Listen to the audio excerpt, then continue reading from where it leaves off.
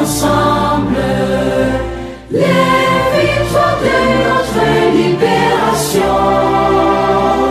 Engageons-nous, élevons-nous tous comme un seul homme pour défendre notre liberté et l'unité. Excellences, Mesdames, Messieurs les chefs d'État et de gouvernement, Monsieur le Président de la Commission de l'Union africaine, Madame la Vice-présidente, Mesdames, Messieurs les commissaires, Mesdames, Messieurs les chefs des organes de l'Union africaine, Mesdames, Messieurs les fonctionnaires de la Commission de l'Union africaine, chers peuples d'Afrique et d'essence africaine, chers amis du continent africain. Le 25 mai 1963, les pères fondateurs de notre unité continentale ont choisi l'espérance plutôt que la division, la solidarité plutôt que le repli et l'avenir commun plutôt que les intérêts étroits. Leur vision a donné naissance à l'organisation de l'unité africaine, devenue aujourd'hui l'Union africaine, symbole vivant de notre ambition collective.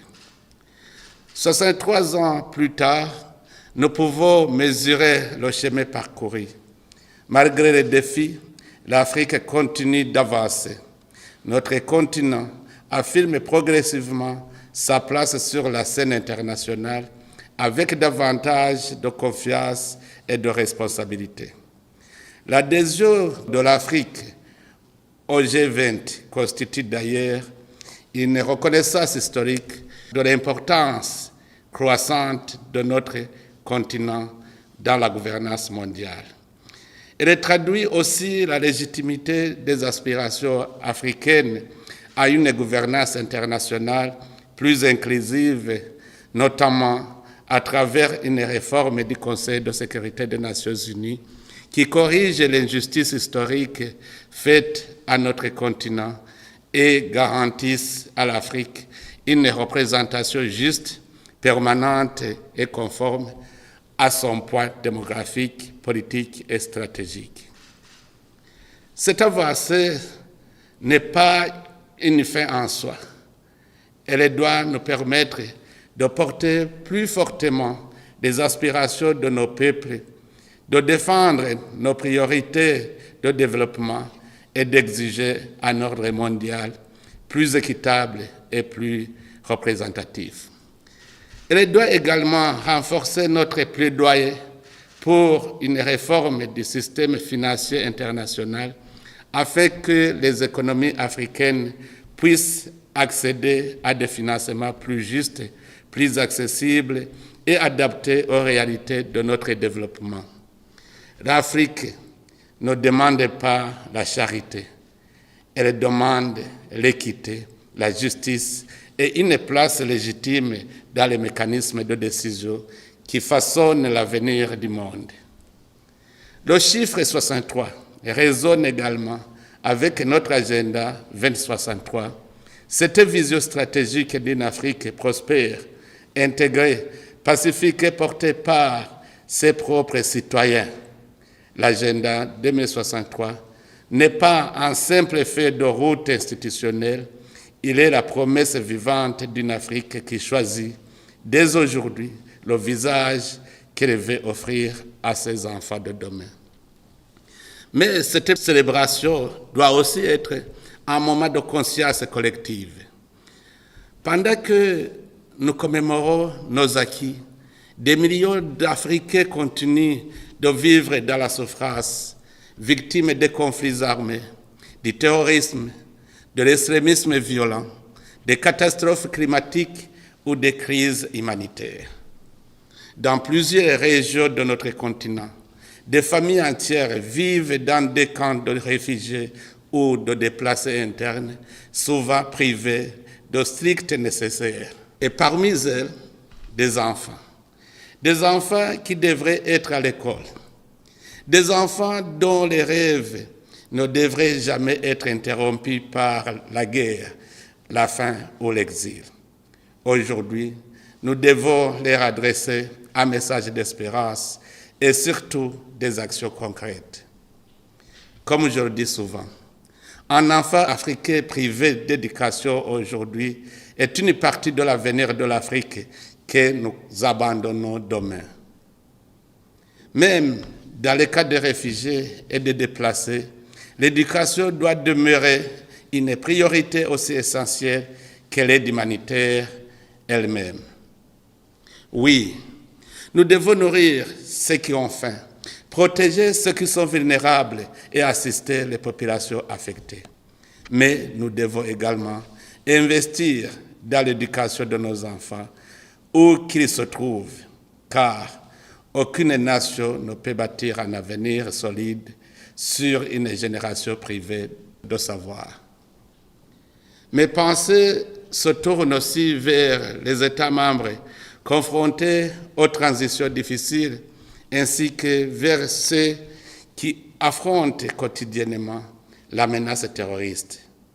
Aucun pays ne devrait être laissé seul face à ce péril qui fragilise nos institutions, endeuille nos populations et compromet l'avenir de notre continent.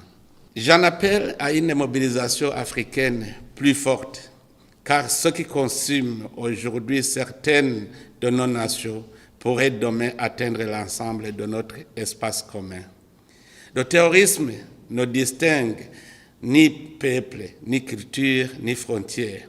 Il frappe aveuglément, exige de notre part une réponse unie, cohérente et durable. À toutes les familles touchées par cette tragédie, j'adresse ma profonde solidarité. Chaque vie africaine perdue est une blessure portée par toute l'Afrique.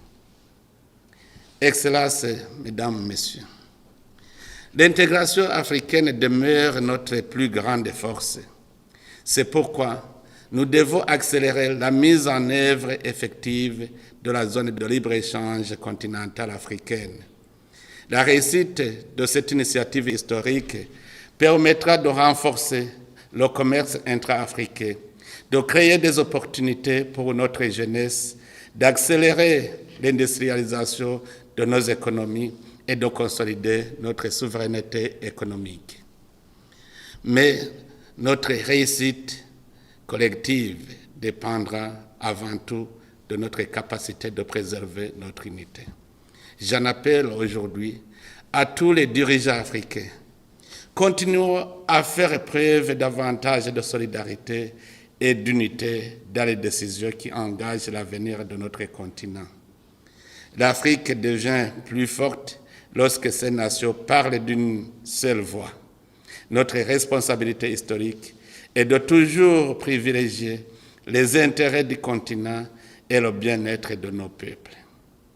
Je voudrais également rendre un hommage appuyé au président de la Commission de l'Union africaine, à la vice-présidente, au commissaire, aux chefs des organes de l'Union, ainsi qu'à tous les fonctionnaires et membres du personnel de notre organisation.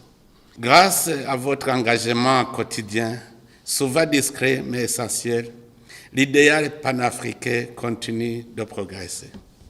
Vous incarnez la continuité institutionnelle de notre Union et vous contribuez chaque jour à rapprocher l'Afrique de ses aspirations de paix, d'intégration et de prospérité.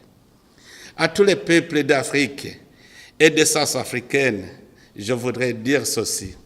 L'Afrique a besoin de chacun de ses fils et de chacune de ses filles. Où que vous soyez dans le monde, vous demeurez une partie essentielle de notre destin collectif. Et à tous les amis de l'Afrique, nous exprimons notre gratitude pour votre partenariat, votre solidarité et votre confiance dans l'avenir de notre continent.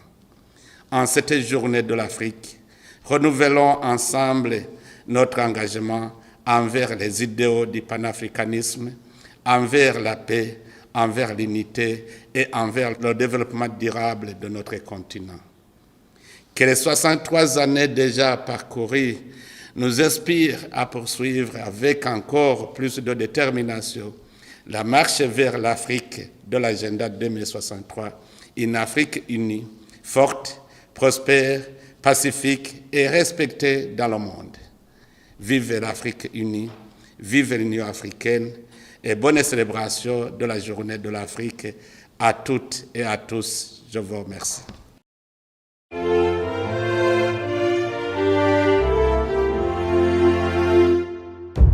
Unissons-nous et célébrons tous ensemble les